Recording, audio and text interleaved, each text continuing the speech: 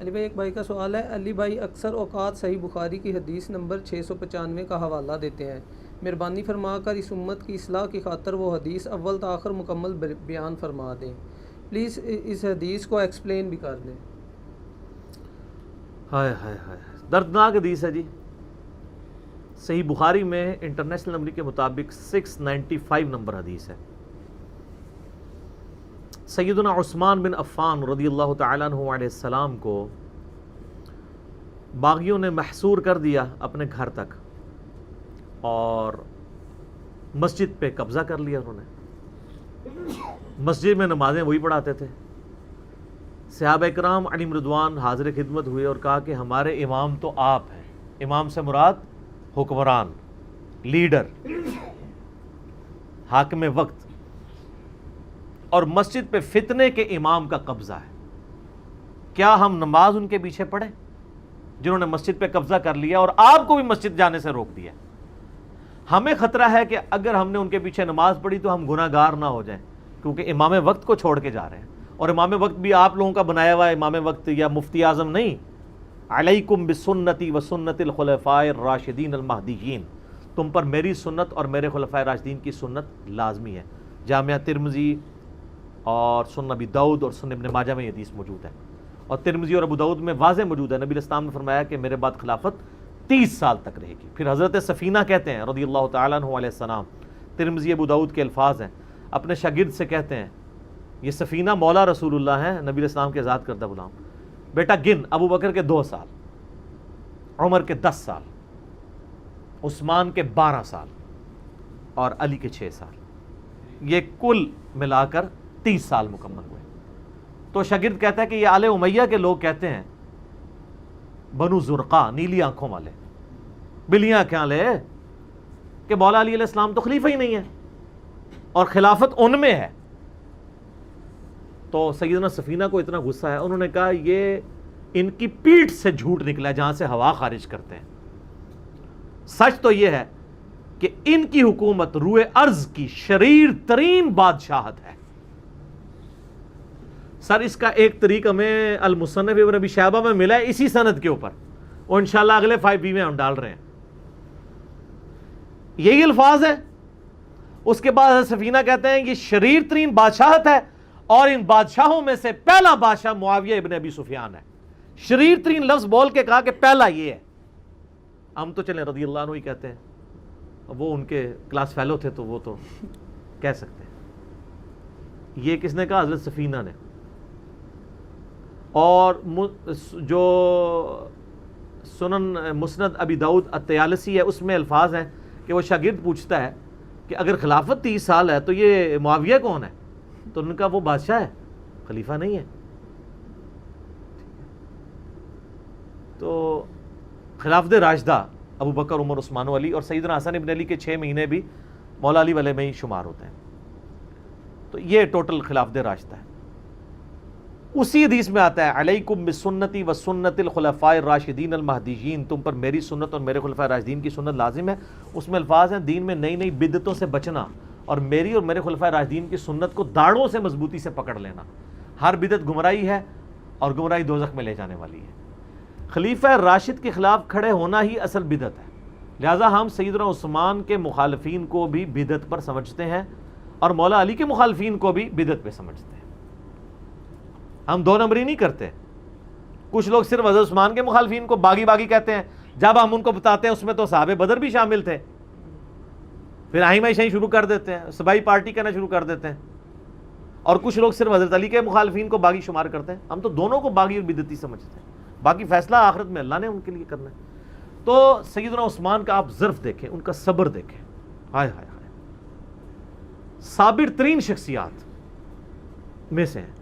جب اتنے لوگ آگے پمپ کر رہے ہیں، سیدنا عثمان کے لیے کوئی مسئلہ تھا؟ ایک اشارہ کرتے تو 300 کے قریب لوگ تھے جنہوں نے ان کا گھر گھیرا ہوا تھا، لیکن انہوں نے کہا میں اپنی ذات کی خاطر خون نہیں بہانا چاہتا۔ تو بخاری کے الفاظ ہیں 695 حدیث میں، سیدنا عثمان نے کہا کہ نماز ہی تو مسلمانوں میں ایک اجتماعی نیکی کا کام ہے، نیکی کے کام میں ان کا ساتھ دو اور برائی میں ان سے الگ رہو۔ اور قربان جاؤں حضرت عثمان نے یہ امت کو ایسا مسئلہ سمجھایا ہے کہ ہمارا مسئلہ حل کر دیا ہے. اس پہ چیپٹر کی ہیڈنگ باندھی ہے امام بخاری نے, بدعتی اور باغی امام کے پیچھے نماز پڑھنے کا حکم, کہ خلیفہ راشد نے اس کا حکم دیا ہے کہ بدعتی ہو یا باغی ہو آپ اس کے پیچھے نماز پڑھیں گے, اس کا حکم ہے. تو میں اسی لیے کہتا ہوں یار یہ جو آج کل کے ہمارے مسلمان ہیں یہ کوئی قاتلین عثمان تو نہیں ہے جن کے پیچھے آپ کہتے ہیں نماز ہی نہیں ہوتی. یہ تو حضرت عثمان کے لیے جانیں چھڑکتے ہیں. ٹھیک ہے, اہل سنت کے ہاں تو کم از کم کنسنسس ہے نا. تو کیا یہ دیوبندی بریلوی اہل حدیث ایک دوسرے کے پیچھے نمازیں پڑھنے کے لیے تیار ہے؟ یہ علیحدہ بات ہے کہ رمضان نشیات میں پیسے کمانے کے لیے ایک دوسرے کے پیچھے نمازیں پڑھ لیتے ہیں. میں نے اشارہ آپ کو کر دیا, آپ کو سمجھ آ جائے گی. انہی مولویوں کے کلپ پہلے آئے ہوتے ہیں کہ بریلوی مشرک ہیں, پھر وہ بریلویوں کے پیچھے ہی کھڑے ہو کے نماز پڑھ رہے ہوتے ہیں. اب بعد میں پوچھیں گے اپنی پبلک کو کہانی کرائیں گے, ذرا حکمت سمجھا کریں آپ لوگ. میں بعد ہی لوٹا لی سی تو پھر سیدھی طرح کہ آپ بھی تقیہ کرتے ہیں. پبلک کے سامنے آپ کا دین اور ہے, علیحدگی میں اور ہے. اور اگر آپ نے واقعی پڑھ لی تھی تو پھر تو ٹھیک ہے. ہم تو کہتے ہیں جناب کہ دیوبندی بریلوی بھائی بھائی بن جائیں, ہماری تو خواہش ہے. یہ بھائی بھائی نہیں بنیں گے تو یہ مسلح واپس کیسے لیں گے حرم میں اپنا؟ نہیں لے سکیں گے. تو پھر حضرت عیسیٰ علیہ السلام کو حنفی دیوبندی حنفی بریلوی میں سے ایک چوز کرنا پڑے گا. جو شیخ احمد سنندی نے لکھا ہے نا کہ وہ فقہ حنفی کے مطابق عمل کروائیں گے. اور پھر تعویل کی ہے کہ وہ حضرت عیسیٰ کا اجتہاد بھی امام حنیفہ کے ساتھ مل جائے گا. یہ علیحدہ بات ہے, صحیح مسلم میں لکھا ہے کہ وہ اللہ کی کتاب اور تمہارے نبی کی سنت کے مطابق چلائیں گے. کیوں اس ٹائم تک کتاب سنت سی نا, یہ چیزیں سے بعد ہی چاہیے نا. تو ظاہر ہے انہوں نے وہی کچھ کہنا تھا اس وقت. تو سیدنا عثمان کا صبر اپنی پیک کے اوپر تھا کہ جو لوگ آپ کے مخالفین ہیں آپ ان کے پیچھے بھی نماز پڑھنے کا حکم دے رہے ہیں. اس نے امت میں مسئلہ حل کر دیا. امام کعبہ کے پیچھے نماز کا مسئلہ میں نے اس کلپ میں بھی اس کو ڈسکس کیا ہے, اور رپلائی ٹو مفتی منیب الرحمان صاحب اور امام کعبہ کے پیچھے نماز, میں نے اور کئی مسئلے اس کی نیٹی گریٹیز ڈسکس کی ہیں. اور بعض لوگ کہتے ہیں جی وہ صرف بدعتی تھے نا, وہ مشرک تو نہیں تھے, نماز تو رفع الیدین سے ہی پڑھتے تھے نا. یہ کہانیاں پھر دوسری شروع کر دیتے ہیں. وہ آپ تو بدعیوں کے پیچھے بھی نماز کے قائل نہیں ہیں, آپ کی تو ڈاکٹرائن ختم کر دی نا ہم نے. اور بدعتی کا لفظ پہلے نمبر پہ کس پہ بولا گیا ہے؟ خلفائے راشدین کے مخالفین پہ. اور وہی خلفائے راشدین کہہ رہے ہیں ان کے پیچھے نماز پڑھو, پھر تو سب کے پیچھے ہی ہو جاتی ہے. جو ڈائریکٹ افیکٹنگ ہیں خلفائے راشدین وہ کہہ رہے ہیں ان کے پیچھے پڑھ لو, تو بعد میں اگر اس زمانے میں حضرت عثمان کو جو قتل کرنے آئے اور آپ رضی اللہ تعالیٰ عنہ کو تکلیفیں دی, ان کے پیچھے تو نماز ہو جاتی ہے. آج اگر کوئی حضرت عثمان کو برا کہتا ہے تو اس کے پیچھے بھی نماز ہو جائے گی. اس زمانے میں انہوں نے خود فتویٰ دے دیا ہے. ٹھیک ہے, ہاں علمی اختلاف اپنی جگہ رہے گا, ہم اس سسٹم کا حصہ نہیں بنیں گے, لیکن نماز تو ہو جائے گی. تو یہ سیدنا عثمان کا ایک صبر تھا, اور ظاہر نبی علیہ السلام نے ان کو تلقین کی تھی اس کی. صحیح بخاری میں ایک حدیث موجود ہے, ابو موسیٰ اشعری کہتے ہیں کہ ہم ایک باغ میں بیٹھے ہوئے تھے, اتنے میں باغ کے دروازے پہ دستک ہوئی. نبی علیہ السلام نے فرمایا کہ جو کوئی بھی ہے نا دروازے پہ اسے جنت کی بشارت دے دو. کہتے دروازہ کھولا تو سیدنا ابوبکر رضی اللہ تعالیٰ اندر آ گئے. تھوڑی دیر بعد پھر دستک ہوئی, ٹھک ٹھک. آپ فرمایا اب بھی جو آیا نا اسے جنت کی بشارت دے دو. دروازہ کھولا سیدنا عمر. پھر تیسری دفعہ جب دستک ہوئی تو نبی علیہ السلام فرمایا اب جو کوئی آئے نا اسے جنت کی بشارت دو, لیکن ان مصیبت اور پریشانیوں کے ساتھ جن سے اس کو گزرنا پڑے گا. تو کہتے ہیں میں نے دروازہ کھولا تو حضرت عثمان تھے, اور میں نے کہا کہ رسول اللہ نے آپ کے بارے میں یہ کہا کہ جنت ہے لیکن آپ کی جنت تکلیف کے ساتھ جڑی ہوئی ہے. تو انہوں نے کہا میں اللہ سے مدد مانگتا ہوں ان فتنوں کے اگینسٹ. اسی کا ایک طریق صحیح بخاری میں, اس میں اسی طرح ہی الفاظ ہیں. پہلے حضرت ابوبکر آئے, پھر حضرت عمر آئے, اور اس میں یہ الفاظ ہیں کہ نبی علیہ السلام ایک کنویں کی منڈیر پہ بیٹھے ہوئے تھے. پرانے زمانے میں وہ کنویں ہوتے تھے نا, ابھی بھی آپ دیکھیں نا بڑے کنویں ہوتے ہیں, قلعہ اور طاس میں بنے ہوئے ہیں. تو اس کی وہ جو باہر منڈیر نکلی ہوتی ہے نا, دیوار چھوٹی سی, اس پہ آپ علیہ السلام بیٹھے ہوئے تھے. تو پہلے حضرت ابوبکر کو جنت کی بشارت ملی, نبی علیہ السلام نے ان کو اپنے دائیں جانب بٹھا لیا, حضرت عمر کو اپنی بائیں جانب بٹھا لیا. جب حضرت عثمان اندر انٹر ہوئے تو جگہ ختم تھی, تو حضرت عثمان نبی علیہ السلام کے سامنے منڈیر پہ آ کے بیٹھ گئے. تو راوی حدیث کہتے ہیں کہ میں نے اس حدیث سے رزلٹ نکالا ہے کہ ابو بکر عمر کی قبریں رسول اللہ کے ساتھ بنے گی, اور حضرت عثمان کی قبر نبی علیہ السلام کے ساتھ نہیں بنے گی, وہ سامنے بنے گی. یہ راوی نے بعد میں جب قبروں کے بعد ڈیسائیڈ کیا، یعنی وہ جو تابعی ہے تبع تابعی ہے. اور سر واللہ سیدنا عثمان کی قبر نبی علیہ السلام کی قبر مبارک کی سیدھ میں، بالکل سیدھ میں بقیع غرقد قبرستان کے اندر موجود ہے. اور چند ایک قبریں جو باقی ہیں نا اس وقت اپنی صحیح فارم کے اندر سنت کے مطابق ہی ہے، یعنی وہ بہت اونچی نہیں ہے، ارد گرد وہ پتھروں کی یعنی فصیل بنی ہوئی ہے چھوٹی سی، وہ ایک بالش جو اجازت ہے صحیح بخاری میں اونٹ کی کوہان جتنی، اور بالکل ڈومیننٹ جگہ کے اوپر ہے، وہ سامنے وہ ارد گرد اس کے کوئی اور قبر بھی نہیں ہے، ڈومیننٹ جگہ پہ.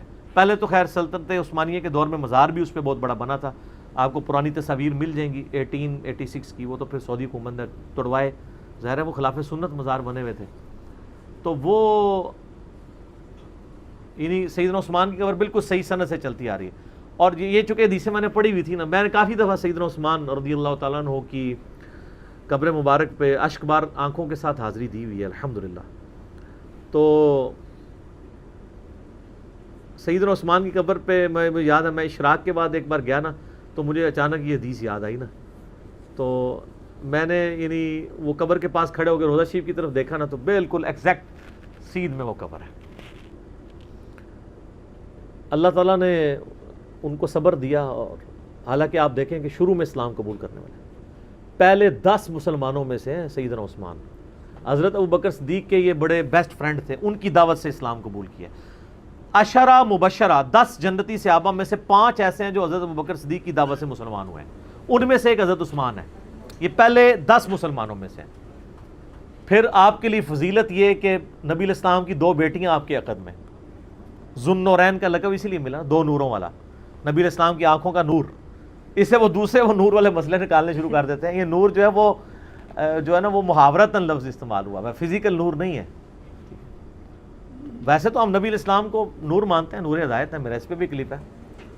اِنَّا أَرْسَلْنَاکَ شَاهِدًا وَمُبَشِّرًا وَنَذِيرًا وَدَاعِيًا إِلَى اللَّهِ بِإِذْنِهِ وَسِرَاجًا مُنِيرًا. تو مانتے ہیں چمکا دینے والا سورج. اور نبی علیہ السلام کے داماد ہونے کا ذکر سیدنا عثمان کا، یہ آپ کو نہج البلاغہ میں مولا علی کا خطبہ بھی مل جائے گا، جس میں حضرت عثمان کو انہوں نے جو سمجھانے کے لیے آئے تھے کہ بھی تمہاری اس طرح شکایتیں گورنروں کی آ رہی ہیں، تو پھر اس میں انہوں نے کہا کہ بھئی ابو بکر اور عمر کے جو معاملات تھے اس سے زیادہ تمہیں احتیاط کی ضرورت ہے، کیونکہ نبی علیہ السلام کے ساتھ تمہارا دامادی کا رشتہ بھی ہے. یہ نہج البلاغہ میں شیعہ کے ہاں خطبے میں موجود ہے. اور عشرہ مبشرہ میں بھی شامل ہے، جو ابو داؤد ترمذی میں حدیث ہے، 10 بندوں کو ایک مجلس میں نبی علیہ السلام نے جنت کی بشارت دی ہے. اس میں پہلے 4 خلفائے راشدین ہی ہیں، ابو بکر، عمر، عثمان و علی، 4 خلفائے راشدین. اس کے بعد طلحہ، زبیر، عبد الرحمن بن عوف، سعد بن ابی وقاص اور سعید بن زید، ابو عبیدہ بن جرح. تو یہ 10 لوگوں کو ایک مجلس میں جنت کی بشارت ملی ہے، اس میں بھی سیدنا عثمان شامل ہے. اور سیدنا عثمان کو تو جنت کی بشارت کئی دفعہ ملی ہوئی ہے.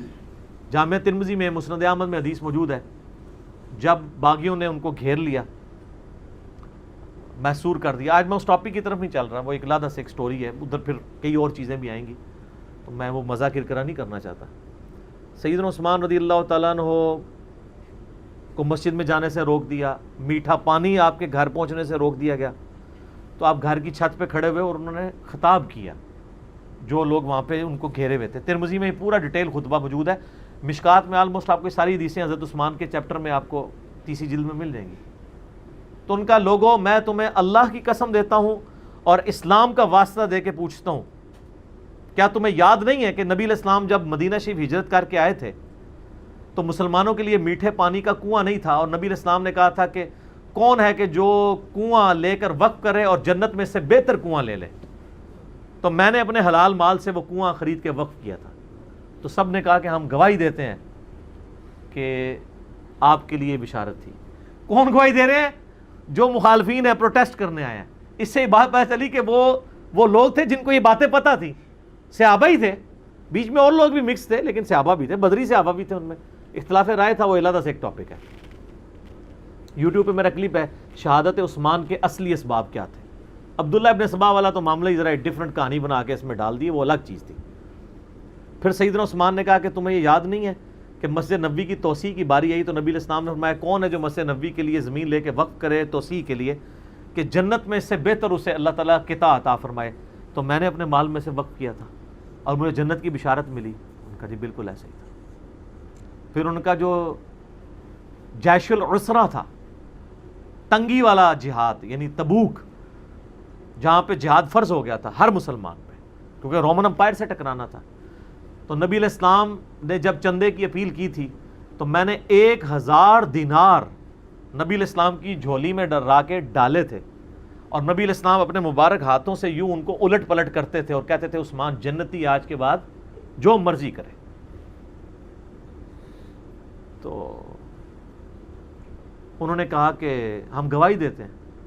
سر یہ 1000 دینار آپ کیا سمجھ رہے ہیں کتنی رقم ہوگی؟ کیلکولیٹ کر کے دیکھیے گا، 20 دینار 7.5 تولے سونا ہوتا تھا۔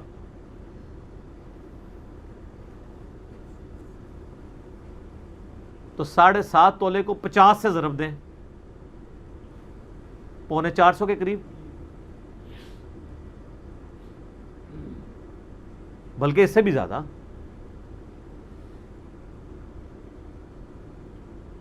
پچاس کو ضرب دیں جی 7 سے، 700,350 اور اوپر والا بھی کر لیں، یعنی تقریباً 400 قریب، 350 زیادہ بن جائے گا نا، 7.5 ہے نا، 450 قریب سمجھ لیں، 450 تولہ سونا، اور آج کل کیا ریٹ چل رہا ہے؟ 70,000 ہے، 70 سے زیادہ ہی۔ ہاں، تو یہ 2.5 کروڑ سے زیادہ رقم بنتی ہے آج کی، اگر 70 لگائیں گے تو جا کے گھر حساب کر لیجئے گا، 2.5-3 کروڑ رقم بنتی ہے جو حضرت عثمان نے غزوہ تبوک کے موقع پر دی ہے، اور نبی علیہ السلام نے جنت کی بشارت۔ انہوں نے کہا ہاں جی بالکل آپ کو جنت کی بشارت ملی تھی اس بات کے اوپر۔ تو انہوں نے کہا تم مجھے نہ، اب یہ یعنی بشارتیں گنواتے جا رہے تھے، اور حضرت عثمان کہہ رہے تھے دیکھو مسجد میں نے وقف کی، مجھے مسجد میں نماز نہیں پڑھنے دے رہے ہو، کنواں میں نے لے کے دیا اور مجھے میٹھا پانی نہیں، مجھے کڑوا پانی پینا پڑتا ہے، مجھے تم پانی تک نہیں جانے دے رہے ہو، اور تم مان بھی رہے ہو ان چیزوں میں مجھے جنت کی بشارت ملی ہوئی ہے۔ پھر حضرت عثمان نے چوتھا اور آخری سوال کیا کہ کیا تمہیں یہ حدیث نہیں پہنچی ہے؟ اور یہ حدیث بخاری میں بھی ہے، ترمذی کا یہ والا حصہ، کہ نبی علیہ السلام ایک دفعہ غارے پہاڑ ہیرا کے اوپر چڑھے، ہیرا پہاڑ کے اوپر، حضرت ابوبکر، عمر اور حضرت عثمان یہ ساتھ تھے نبی علیہ السلام کے، 4 بندے تھے یہ ٹوٹل۔ تو پہاڑ جو ہے وہ جھوم پڑا، ہلنا شروع ہو گیا، وہ تو بخاری مسلم حدیث ہے۔ ہیرا ایک پہاڑ ہے لیکن ہم سے محبت، وہ احد پہاڑ کے بارے میں آتا ہے، احد ایک پہاڑ ہے، وہ ہم سے محبت کرتا ہے، ہم بھی اس سے محبت کرتے ہیں۔ بعض روایتوں میں احد کا ذکر ہے، بعض میں ہیرا کا ذکر ہے، بال الٹیمیٹلی یہ ہے کہ نبی علیہ السلام نے فرمایا کہ اے پہاڑ تھم جا، اس وقت تجھ پہ ایک نبی، ایک صدیق اور 2 شہید ہیں۔ 2 شہید کون؟ حضرت عمر اور عثمان۔ جو مسلم کی حدیث ہے اس میں یہ ہے کہ حضرت علی بھی تھے، طلحہ بھی تھے، زبیر بھی تھے۔ تو نبی علیہ السلام نے فرمایا کہ اس وقت تجھ پر انبیاء، شہداء اور صدیق کے علاوہ کوئی نہیں ہے۔ اس سے یہ بھی نبی علیہ السلام نے غیبی خبر دے دی کہ یہ باقی سارے شہید ہونے والے ہیں۔ حضرت طلحہ بھی شہید ہوئے ہیں جنگ جمل میں، حضرت زبیر بھی، اور مولا علی بھی، اور سیدنا عثمان بھی۔ تو انہوں نے کہا ہاں آپ کو شہید ہونے کی خبر دی تھی۔ تو انہوں نے کہا اللہ کی قسم، رب کعبہ کی قسم میں کامیاب ہو گیا، میں نے تم سے یہی منوانا تھا کہ نبی علیہ السلام نے مجھے شہید کہا ہوا ہے، میں شہید ہوں۔ لیکن خیر ترمذی میں تو ادھر ہی ہے، باقی آپ تاریخی روایتیں پڑھیں گے اور باقی کتابیں دیکھیں گے، اس میں آپ کو ملے گا کہ وہ کہتے ہیں کہ حضرت یہ باتیں ساری صحیح ہیں لیکن اب آپ بدل چکے ہیں۔ نہیں، وہ جس طرح ہمیں بھی کہتے ہیں کہ حضرت باتیں تو آپ کی ٹھیک ہیں لیکن کے بعد پھر اس طرح کی باتیں شروع ہو جاتی ہیں۔ تو یعنی بدقسمتی جب کسی پہ چھائی ہو، ورنہ دیکھیں ایک شخص جس کی 82 سال عمر ہے اور اس کی زندگی پوری قربانیوں سے تعبیر بھری پڑی ہوئی ہے، کہیں بشری تقاضے کے تحت کوئی مسئلہ مس ہینڈل تو اس سے ضرور ہو سکتا ہے، لیکن آپ اس کی نیت کے اوپر یا اوورال پوری زندگی کو تو 0 سے ملٹیپلائی نہیں کر سکتے۔ یہی وجہ ہے کہ جو ایران والوں نے فلم بنائی ہے مختار سقفی پہ، اس میں بھی جو حضرت معاویہ رضی اللہ تعالیٰ عنہ اور شیعان علی کا اختلاف دکھایا وہ اسی بات پہ کہ آپ نے خلفاء کے طریقے کو چھوڑ دیا اور اس میں وہ تینوں خلفاء کو رسپیکٹ دیتے ہیں. پھر حضرت علی علیہ السلام کی زندگی کے آخری 10 سال پہ ایک فلم ہے 22 قسطوں پہ امام علی علیہ السلام, اس میں انہوں نے حضرت عثمان کا بھی, چونکہ ان 10 میں سے سمجھ لیں 4-5 سال تو حضرت عثمان کے بھی خلافت کے ہیں, حضرت عثمان کا بھی انہوں نے بڑا پازیٹیو کریکٹر دکھایا ہے اور یہ بتایا کہ اصل کلپرٹ جو ہے وہ مروان بن حکم تھا.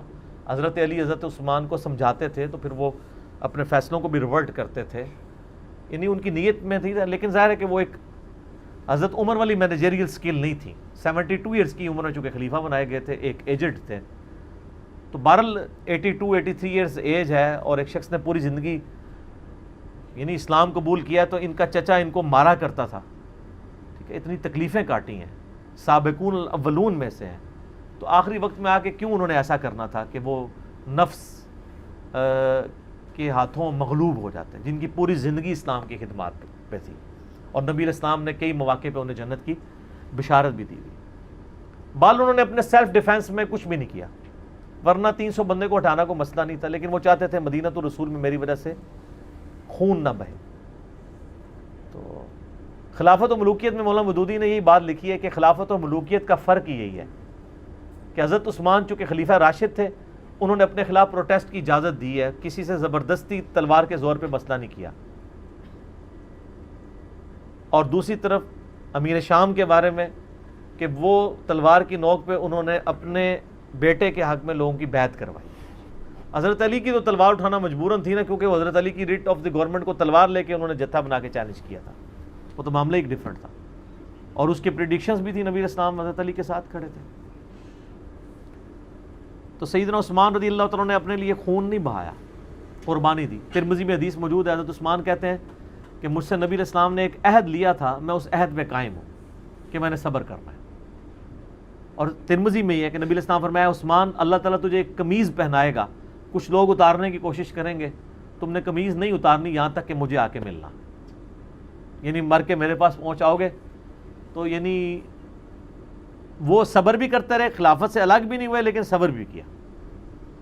پھر ان تکلیف سے آپ کو ظاہر ہے ایک پوری داستان ہے گزرنا پڑا ہے. پھر ترمذی میں ایک حدیث موجود ہے کہ نبی علیہ السلام نے فرمایا کہ فتنوں کا دور ہوگا, اس فتنے کے دور میں یہ شخص ہدایت پہ ہوگا جو سامنے جا رہا ہے.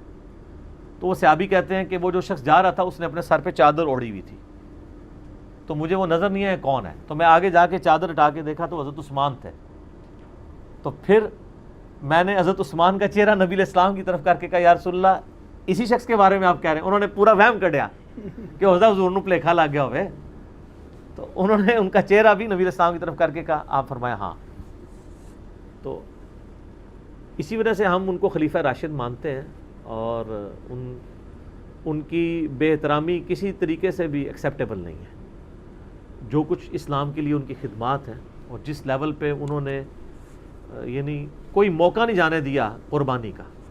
اسی لیے ہم مسلمانوں کے ہاں ایک چیز رناؤنڈ بھی ہے نا کہ اگر اللہ تعالیٰ کسی کو دولت دے تو پھر حضرت عثمان غنی رضی اللہ تعالیٰ عنہ والا جگرا بھی دے کہ وہ اتنی زیادہ دولت اللہ تعالیٰ کی راہ میں قربان بھی بندہ کر سکے.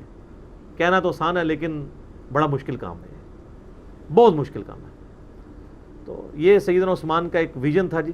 695 نمبر حدیث سے کہاں بات چلی گئی کہ انہوں نے کہا نمازیں ان کے پیچھے پڑھو, نمازوں میں ان سے الگ نہ ہو.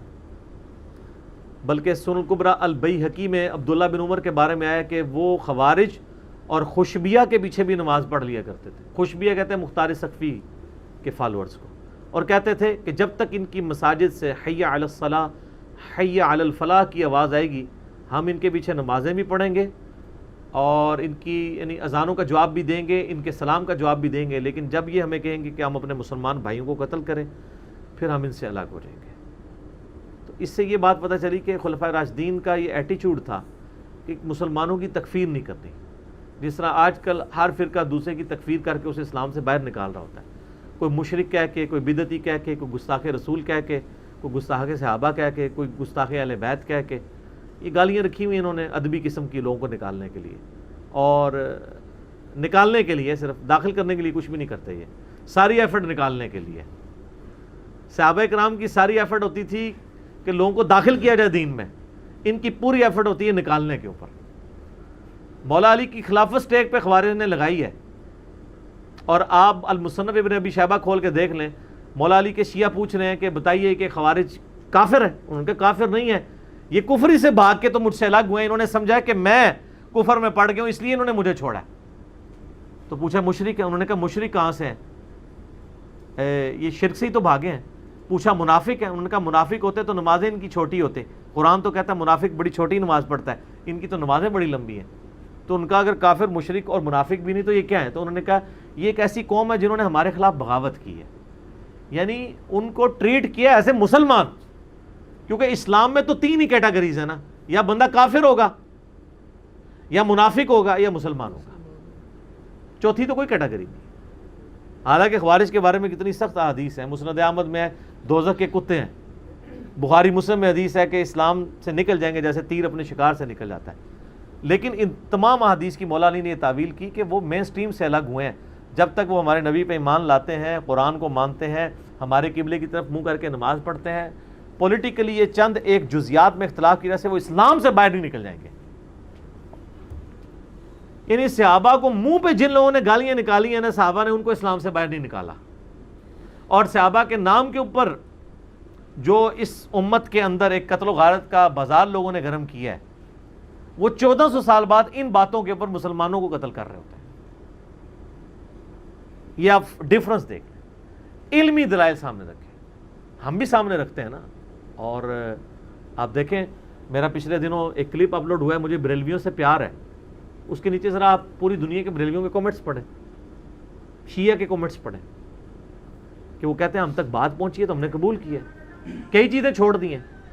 علی بھائی نے ہمیں بتایا کہ جو ہمارے علماء نے کتابیں میں بتائی تھیں بس وہ باہر سے ہی دکھائی تھی، اندر تو وہ کچھ لکھا ہوا ہے کہ جس کے اوپر ہم خود نہیں چل رہے، تو انہوں نے حق قبول کیا۔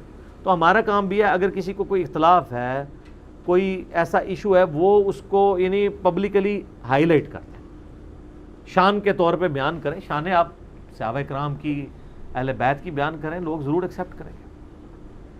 میں اپنی گفتگو کو سیدنا عثمان کی شان میں ایک بڑی کرٹیکل حدیث ہے اس کے اوپر کنکلوڈ کرتا ہوں۔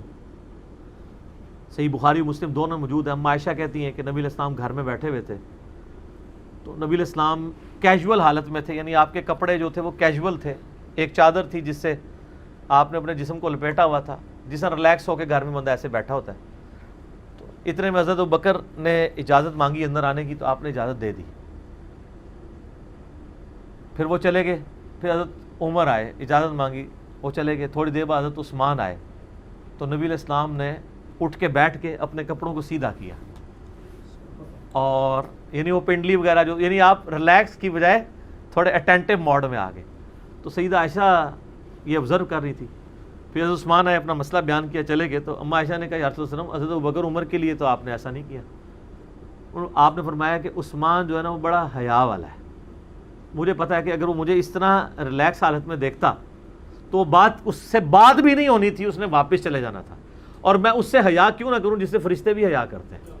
بعض لوگوں میں بلٹ ان بہت حیا والا مادہ ہوتا ہے نا، اب یعنی نبی علیہ السلام کو پتا تھا کہ اگر حضرت عثمان مجھے دیکھتے ہیں تو وہ یہی گمان کریں گے نبی علیہ السلام اپنی کسی پرسنل لائف میں مصروف ہیں، یا آپ بیوی کے ساتھ مشغول تھے، یا کوئی اور کہ آپ اس طرح ریلیکس حالت میں بیٹھے ہوئے ہیں، تو وہ پھر شرم کے مارے بات کیے بغیر ہی باہر چلے جائیں گے، تو میں ذرا اٹینٹیو ہو کے بیٹھ جاؤں، ٹھیک ہوگا۔ تو سر یہ چیزیں ہیں۔ فضائل صحابہ احمد بن حنبل کی کتاب میں بھی آپ کو کئی حضرت عثمان کے فضائل ملیں گے، جس میں مولا علی علیہ السلام یعنی قرآن پاک کی آیات پڑھ پڑھ کے کہا کرتے تھے کہ یہ جو قرآن حکیم میں جن متقین اور جنتیوں کا ذکر ہے، عثمان ابن عفان بھی ان میں سے ایک ہے، اور اے اللہ تو گواہ رہنا میں عثمان کے قتل سے بری ہوں، کیونکہ لوگوں نے الزام لگایا نا، وہ آپ کو بتایا نا کہ پیچھے مقصد کچھ اور ہوتا ہے، اور آج بھی آپ دیکھ لیں کسی پولیٹیشین کو ہٹانا ہوتا ہے تو کوئی ایک ہنگامہ کھڑا کر کے ایشو کوئی اور کھڑا کیا جاتا ہے اور مسئلہ کچھ اور اچیو کیا جاتا ہے۔ اس طریقے سے کسی وزیر کو ہٹانا ہوتا ہے، یہی کچھ کیا جاتا ہے، کسی جج کو ہٹانا ہوتا ہے، کوئی اور بہانہ گڑا جاتا ہے اور مقصد ہٹانا ہوتا ہے۔ تو اس وقت بھی چونکہ مقصد کچھ اور تھا آل امیہ کا، تو حضرت عثمان کا قتل جو ہے نعوذ باللہ حضرت علی کے متھے مار دیا ہوا تھا ان لوگوں نے، تو وہ تو خیر ہم نے کھول دیا۔ ہماری لیٹسٹ مجلس 63 میری ریکارڈ ہوئی ہے 6.5 گھنٹے کی، کالے بیک گراؤنڈ کے ساتھ، سرخ کرتے میں اور وائٹ پگڑی میں، ٹھیک ہے. اس کا نام ہے سنی شیعہ اختلاف اہل سنت کی کتابوں میں، اہل بیت اہل سنت کی کتابوں میں. تو میں نے اس میں کئی ایک باتیں بتائی ہیں. تو فی الوقت ہم اللہ سے دعا کرتے ہیں کہ اللہ تعالیٰ قیامت والے دن ہمیں اپنے پیغمبروں کا، اپنے پیغمبر صلی اللہ علیہ وآلہ وسلم کے صحابہ کا، آپ صلی اللہ علیہ وآلہ وسلم کے لاڈلے ترین صحابہ خلفائے راشدین کا اور اہل بیت کا قیامت والے دن ساتھ نصیب فرمائے. آمین ثم آمین.